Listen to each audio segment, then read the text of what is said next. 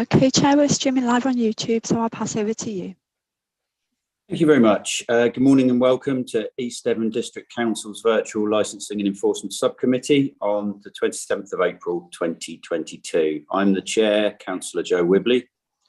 I'd also like to welcome anybody watching the meeting via the live streaming. All participants here today are taking part remotely, and as well as being live streamed, the meeting's being recorded, so please bear this in mind throughout, and may I remind you to be careful with your language. May I also remind council members that the Code of Conduct applies throughout this meeting, and we also reserve the right to remove and disconnect any participant who is disrupting the meeting by whatever means. As this Licensing and Enforcement Subcommittee meeting is dependent on the internet connection and a power supply, in the event of a break in the internet connection or a power cut, please bear with us as we try to reconnect. After 15 minutes, if we're not able to reconnect, we'll consider the meeting adjourned and reconvene at a later date. Please check the committee page on our website for details. Accordingly, my first task this morning will be to ask a subcommittee member to act as vice chair in case I experience any difficulties with IT during the meeting. All councillors have been sent an agenda for today's meeting, and any member of the public who wish to view that can do so by visiting www.eastdevon.gov.uk. So it is in the interest of all parties present that the virtual meeting runs in an orderly manner. So please bear the following points in mind throughout. Could you make sure all phones are off or on silent, and make sure all microphones are muted when you're not speaking to avoid any background noise levels. The meeting is being streamed live on YouTube, but please do not have the YouTube streaming on at the same time, as you will not be able to hear or be heard. For the purposes of confirming that the meeting is quora, we'll now do a roll call of members present. Sarah. Thank you. So Councillor Woodward. Present, thank you. Thank you. Councillor Taylor. Present. Thank you. And Councillor Wibley. Present. Thank you. So the meeting is quiet, so I'll pass back to you, Chair. Thank you. Thank you very much. Our first task this morning is to elect a vice chair for the meeting. Councillor Taylor, I believe, are you prepared to?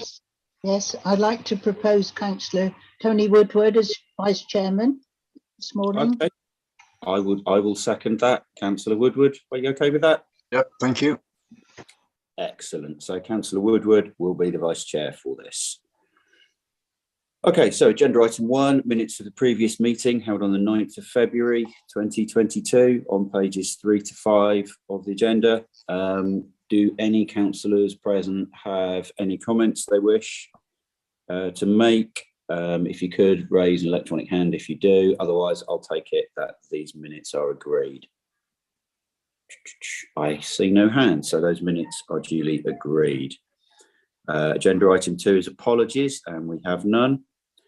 And agenda item 3 is declarations of interest, and again this will be done by a roll call.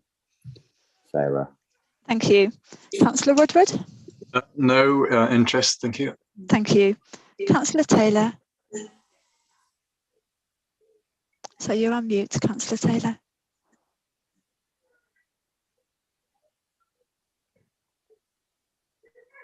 I have no interests. Thank you. Councillor Wibley. No conflict of interest that I'm aware of, thank you. Thank you very much. Okay, thank you, Sarah. So agenda item 4 is matters of urgency, and I believe there are none. And agenda item 5 is confidential or exempt items, and again, there are none. Okay, so on to the reason that we're here. This will involve me talking for quite some time, and so apologies for that in advance. So agenda item 6, which is an application for the grant of a premises licence to allow the sale of alcohol for consumption on and off the premises at the Salt Cellars, which is formerly Greenway Lane Post Office and Stores, 30 Greenway Lane, Budley Salterton, EX9 6SG. And this is pages 6 to 53 in the agenda. Okay, so this is a hearing to allow this is a hearing into an application for a new premises licence at the aforementioned address. And the members of the subcommittee here today are Councillor Woodward, Councillor Taylor, and myself, Councillor Wibley. We also have Mrs. Barber, the licensing officer, I believe, and she will be outlining the application. We have Mrs. Howell and Miss James, the Democratic Services officers, who will be taking full note of the hearing. And we also have Mr. Salter, the council solicitor, who's acting as a legal advisor to the committee. So I'd like to know, I'd like now to identify who is present, who's already given notice to the council in writing that they wish to address the subcommittee and their representatives. So do we have the applicant or their representative here? We do. Good morning. Good morning. So that's Mr. Richard Charlton. That's me. Excellent. Do you have any other witnesses that you wish to call? No, just myself. Okay, thank you very much. Okay, so no responsible body has made representations in relation to this application. One local resident has given notice he wishes to speak. Do we have Mr. Johnson here? Yes. Good morning. Good morning. Okay, so subcommittee members have read the documents submitted by the parties in advance of this hearing. Any document that anyone has brought with them today may only be submitted to us if all the other parties to this hearing agree, as required by the hearing's regulations. Anyone wishing to introduce further documentary evidence should make that request immediately before they begin to address the subcommittee. The maximum time for any party to address us, including the witnesses, will be 10 minutes. Okay, so when addressing us, you should not raise any new issue not covered in the representations you've already lodged with the council, nor should you raise issues which are not relevant to the promotion of the licensing objectives at issue in this hearing, which are the prevention of crime and disorder, public safety, the prevention of public nuisance, and the protection of children from harm. Okay, so I'll now set out a summary of the current position set out in the report. The written representations we've received from interested parties appear to relate to all 4 licensing objectives. First, in relation to the prevention of crime and disorder, public safety, prevention of public nuisance and protection of children from harm, drinking in the outside area could give rise to unacceptable levels of noise and disturbance in a residential area with adverse effects on adjoining and properties in close proximity. Where alcohol is involved, this may give rise to antisocial behaviour. The advertisement of taxi firm details within the premises encourages drinkers from outside the area to drink at the bar, which increases the risk of public nuisance. There is, according to interested parties, adverse effects of antisocial behaviour on children.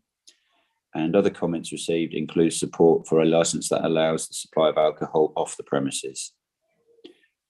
Where I think it helpful, I may choose to leave. Chair, I think, sorry, just to clarify, Chair, I think that should be the supply of alcohol on the premises, but not off the premises. Yeah. Okay. Sorry for the typo. Thank you for correcting me. The script is a little off there. Okay, so where I think it may helpful, I may choose to lead a discussion, as that may be the most effective way of identifying key concerns and possible solutions. I do wish to avoid formal cross-examination, but I will allow questions at appropriate points. So the procedure of how today will work, the subcommittee's legal advisor will briefly go through the procedure. Giles, Mr. Salter, could you just... Thank you, Chair. So basically, the takes it in 2 rounds, as it were. Excuse me. First of all, we'll hear from the applicant, who will present his case.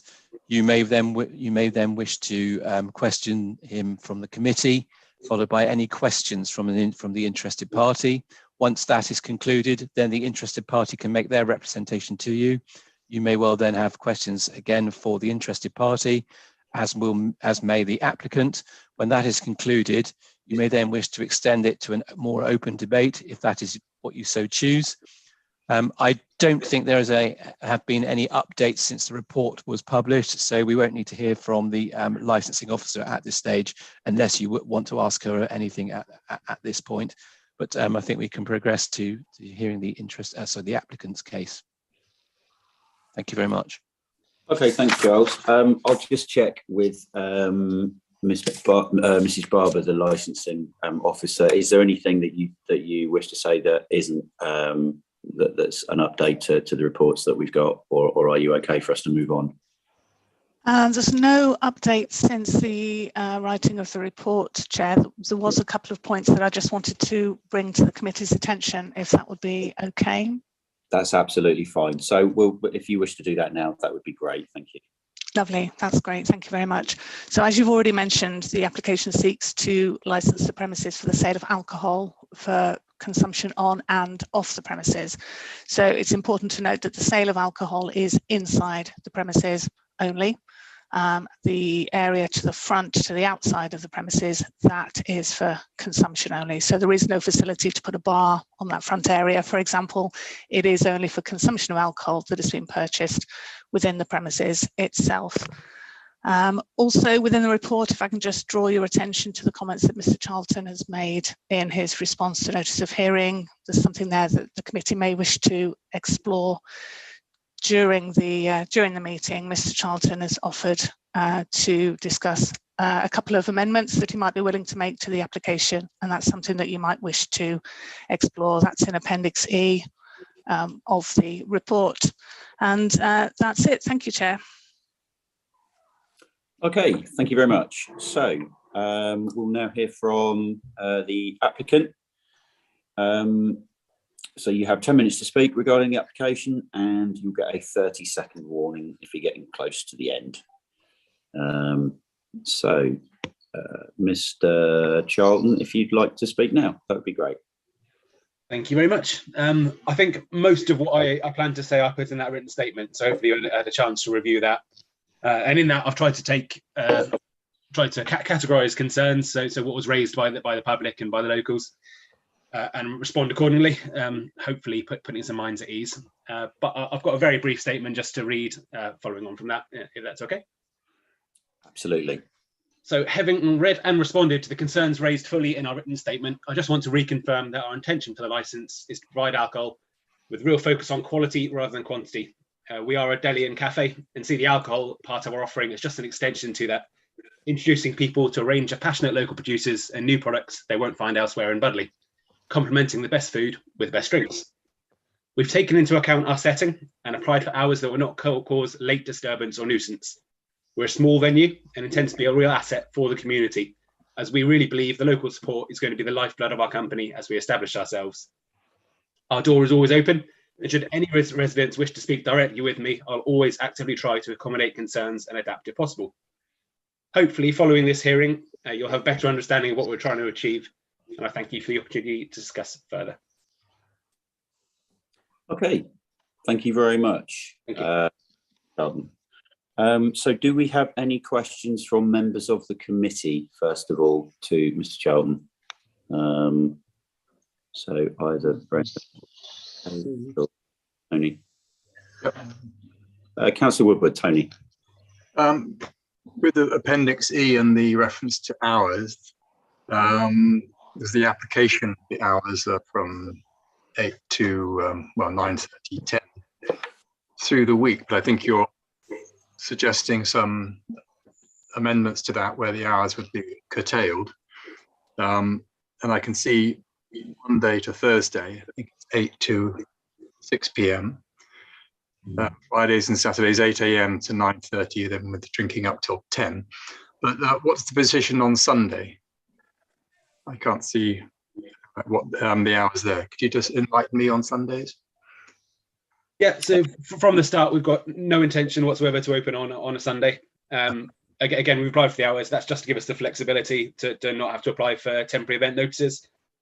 Should things change, should we want to run sort of one-off events? But yeah, that's certainly not the intention at this stage. So not open on a Sunday. Yeah. Mm-hmm. Okay. And the seating outside, what were the hours there that you were suggesting? As a compromise, I think. Mm-hmm. Yeah, so it's two possibilities. We'd obviously rather not compromise on the points, but if that was sort of the deal breaker, if you like, we'll open the discussion on it. But what we've suggested is maybe up until 8 o'clock. People can drink outside, and then we bring them inside. just to confirm on the outside area, it's very small. I think in most we'd have sort of 6 people, and that would fill it. I don't think people will use it outside, but it'd be a nice option to have in the sort of later hours. I imagine people move inside anyway. Yeah, I had a look yesterday as I went past, and that your house looks like some sort of rough seating arrangement now. That's not how it would look, is it? Certainly not the final layout. No, it's we're waiting and seeing what we can use it for before we get it out. Okay. And I imagine on a sunny day that might well be used for early morning coffee or something like that. Exactly. Yeah, we anticipate people going there for coffees and things, or cyclists might want to call in and have a drink outside. And similarly with dog walkers, they may well want to stop there with their dogs. But yeah, it's certainly not going to be a bustling outside area. I shouldn't imagine any problems from it. And could you just enlighten me on smoking and vaping? It says none on the site, but what do you understand by that? Is there a total prohibition on smoking and vaping? There's certainly no designated area for it, and I'm open to guidance. But yeah, I hadn't planned to stop people from doing that outside. It's been a shop previously, and there was no restrictions on it from that. Yeah, we haven't planned to put any restrictions in place for it. You have a plan, or you haven't? Have not, no. Okay. And just for the aspect of it being a deli and a cafe as opposed to a pub or a bar. Yeah. Can you just describe, say you walk in the door, what would you envisage people seeing as the layout? Would there be a bar inside with lots of drinks up and down, or is it more of a food? Would you see what would you see as you walk in? Yeah, so as you walk in the front door, I think you've seen the layout plan, haven't you? So as you walk in, there'd be 5 tables. There's a large French dresser, which will be covered in stock. So that'll be takeaway stock. So the things for the deli and cafe aspect. As you step up to the second level, there's a small central island, which again is all produce, and an open fridge, which is all food. So some essentials, things like eggs, milks, cheese, charcuterie, boards, and similar will be available. There is a counter, but there's no optics or similar. So it's not set out as a bar. It's just a counter space, which will have cakes on it and a coffee machine. And the drinks currently, the licensed drinks that we'd be selling would be within the open display, but nearer the counter, just so we can keep an eye on what's going on with those. Okay, great, thank you. That's all my questions. No worries. Sorry, can I just come in and clarify? So the case in then is that actually drinks served would be you would have open the vessel in which it was carried and pour into a glass. There's no, as you say, no, you don't intend to have any, as you say, optics or actually pumps for selling things like lager or beer or. Not initially, no. From initial opening, everything will be in a sealed container, which people will be able either to buy to take away or to open and consume on site. In the future, it may be that we introduce a couple of draft lines.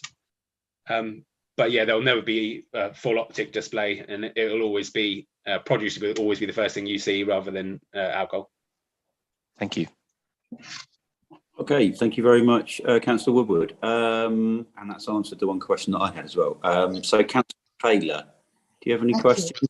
Well, I think Tony's covered all that I was concerned about. I mean, you say you're promoting local produce. I mean, if you've got anything specifically in mind, is it the local wines that you're promoting?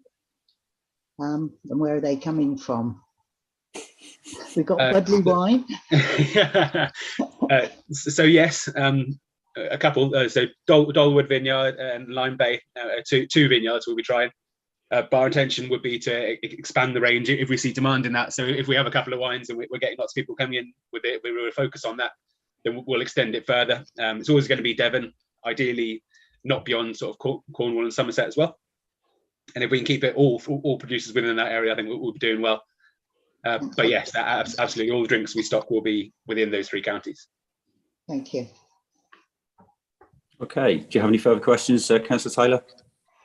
No further questions. Okay. Actually, to be fair, I think Councillor Woodward has Covered everything. spoken as well. So thank you, Councillor Woodward. Thank you. Okay, so now do we have any questions from the interested party? So, Mr. Johnson, have you got any questions at all? Well, is it my turn to speak? No, but if at this point, if you have any questions for the Right. applicant, that's fine, and then it'll be your chance to speak in a moment. Okay. Well, what I heard when the councillors were questioning Mr. Charlton was there's a lot of response saying not initially. So that is a concern, because what does initially mean? How long is initially for? And what happens after the initial period? And also the questions were about opening on Sunday. So if there's no intention to open on Sunday, why was the license application put in from 8 AM to 10 PM? Can I deal with that one?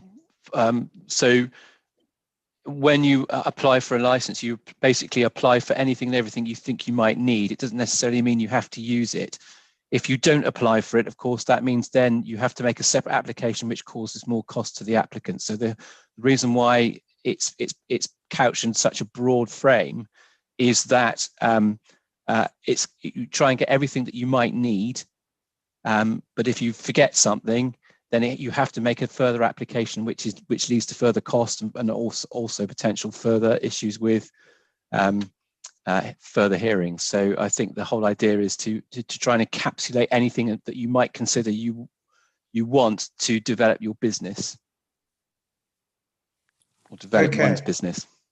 So if the application goes through with 8 AM to 10 PM on a Sunday, initially, Mr. Charlton may not open on those times, but that means that he has the ability to do at his time that he feels fit.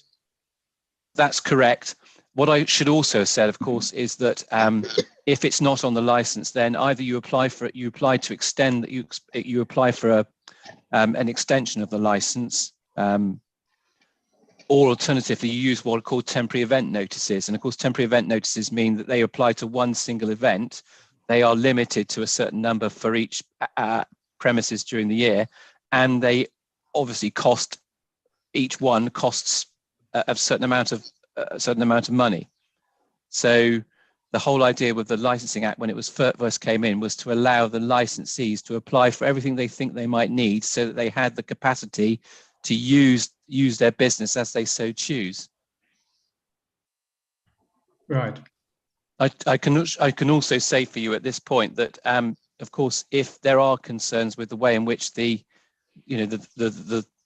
premises develops in using alcohol licensing, then of course there is the potential for responsible authorities, the licensing authority itself, and any interested party to seek a review of the license and the way it is being operated. So if you had concerns that, say, on a Sunday, that there was antisocial behaviour linked to alcohol use on the premises, you could seek a review of the license. I understand what you're saying. Okay. Thank you very much. I hope that's made clear for everyone. Thank you, Giles. So do you have any questions you'd like to direct specifically at Mr. Charlton at all? Not at this stage, no. Okay. Okay then. So we will now move on to your opportunity to speak. So you two will have 10 minutes to speak regarding the application, and you'll be given a 30-second warning. And apologies, thank you, Mr. Charlton, for your help a minute ago. Okay, so yeah, Nick, if you'd like to speak now, thank you. Okay, thank you. All right, well, I'd like to start by saying that I am a real ale drinker, and Devon is blessed with many small businesses like Mr. Charlton, and I wish them all every success. But it's with that in mind that it's not what Mr. Charlton is trying to do, it's where he's trying to do it. So whether it's a bar, a deli, a cafe or pub, it should be based on an appropriate business model for the community area in which it's proposed to be located. And the representations received, I assume they've all been read by the committee, and you, Mr. Whibley, have summarised them here. So I'm not going to dwell on those because they all follow a similar theme. What I will say is that the representations received are not the only people that have voiced concerns. I mean, I don't know what the proportion normally is of people who actually write based on the people who actually, you know, talk about it, but it's not just the 5 or 6 that you've received here. And what I'd like to do is just sort of make 4 points that support the concerns raised in representations, i.e. the public nuisance, the public safety and protection of children. Firstly, I've looked around at the operating and closing times of cafes in Budleigh, Sauterton High Street. And I'd like to cite one example, Brook Kitchen. This is a licensed cafe selling beer from a local brewery. It has more considerate closing times for any nearby residents, and it's not in the centre of a predominantly residential area. Secondly, a small brewery where I lived before moving to Devon, and I've been down there about 10 years, but I still go back there because I have family there, has a shop and a bar where customers can drink beer, wine, hot drinks, eat food and buy local produce. That bar stays open late on a Friday and Saturday, but still closes at 8 p.m. Its location is at the edge of a residential area, about 100 metres from residential properties. The third point I'd like to make with regard to paragraph 4, appendix E of the Public Reports Act, when 30 Greenway Lane operated as a shop only, its closing times were early evening, not the timings that were put in the appendix. And then finally, and this goes back to what Mr. Woodward was talking about, I think point 4.3 of the Public Reports Act may go part way to perhaps alleviating residents' concerns, but I can only speak for myself. But again, a 10 p.m. close on Friday and Saturday is still a big concern in the middle of this built-up residential area for all the reasons raised in the representations. And I'm glad that Mr. Woodward raised Sunday because it's not included in point 4.3. And I wonder whether it's worth the decision makers actually making a site visit prior to issuing their formal decision. So I wish Mr. Charlton every success with his brewery business, but would ask him to consider very carefully the effect of his licensed premises on his neighbour next door, across the road and round the corner in this predominantly residential area. Thank you. Okay, thank you very much, Mr. Johnson. Do we have any questions from members of the committee to Mr. Johnson regarding his concerns? Well, I have a comment, I suppose, if that's okay. Right. Yeah, go for it, Councillor Woodward. Nick mentioned a site visit. I mean, I know Greenway pretty well. I went yesterday to have a specific look. So I'm aware that there are residents nearby. Obviously, it's in a terrace. But yeah, I think I've gleaned enough from that visit to be aware that there are a number of houses nearby. And in fact, I think there's a report that there's 365 or so houses within 500 meters. But I'd see that as the Cafe Deli as an asset for that community rather than an issue. I think it'll be good for mental health for people to be able to go and visit, have relationships and discussions in a community facility. So I think there's advantages for the residents rather than a disadvantage. Yeah, okay, but no specific questions.